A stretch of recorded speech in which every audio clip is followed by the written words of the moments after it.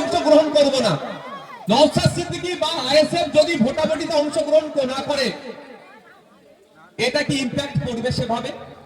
কারণ এই 50, 60টা, 70টা, 80টা সিটে কন্টেস্ট করবে এবারে হয়তো। আর যদি তৃণমূল কংগ্রেস বলে যে যতক্ষণ না সমস্যার সমাধান হচ্ছে ভোট বয়কট করব, সুপ্রিম কোর্ট পর্যন্ত লড়ে বসবে না ভাই? কি বলছি বুঝতে পারছেন? একটু বোঝার চেষ্টা করুন। মাইকের আওয়াজ যাচ্ছে, তৃণমূল পরিবারের অনেকজনের অ্যাডজুডিকেশনের নাম এসেছে, তাদেরকেও বলছি ডি ভোটার করার চক্রান্ত চলছে।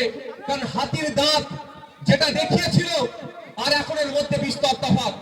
আমি তখন বলেছিল খেয়াল আছে, যারা ম্যাপ হয়ে যাবে অর্থাৎ 2002 এর এসআইআর লিস্টে সরাসরি যাদের নাম আসবে তারা কোনো আর অসুবিধা নাই, কোনো কাগজ লাগবে না, বলেছিল না? সেটা ভরসা সবাই করেছিলাম, ফর্ম ফিল আপ করে জমা দিয়েছিলাম।